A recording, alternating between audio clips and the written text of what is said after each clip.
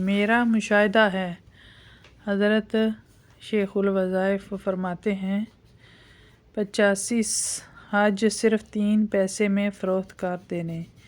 ایک شخص نے 70 حج کیے۔ حج کے بعد خیال آیا جو سعادت مجھے نصیب ہوئی شاید کسی کو نصیب نہ ہوئی ہو۔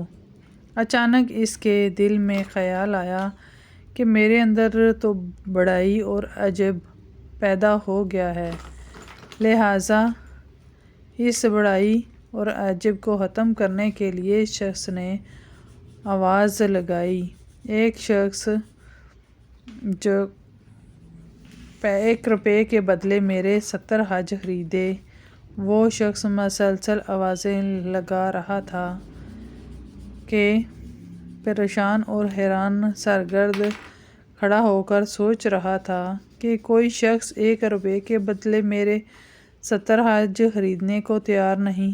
اچانک ایک شخص آیا اور کہنے لگا، تو بڑا بندہ ہے، میں نے تو 85 حج 3 پیسے میں بیچے ہیں، جو 70 حج 1 روپے میں بیچ رہا ہے، اتنی گردا قیمت میں تجھ سے کون خریدے گا؟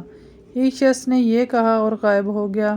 فوراً آواز لگانے لگا کہ اللہ کے ہاں توبہ کی، یا اللہ میرے دل میں بڑائی پیدا ہو گئی تھی اور میں اندر سے اپنے آپ کو بزرگ سمجھ رہا تھا، یا الہی مجھے معاف کر دے اور مجھے ہر طرح کی برائی سے محفوظ فرما دے۔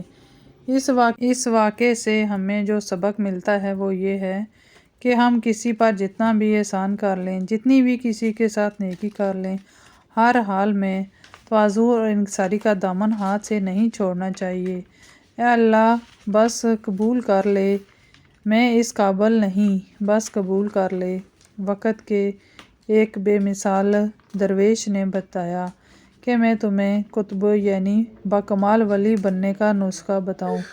پھر خود فرمایا، اگر کوئی بغیر کلمے کے مر جائے تو کسی کونے میں چند آنسو بہا لینا، یہ اللہ کی محبت پا لینے کا بہترین نسخہ ہے۔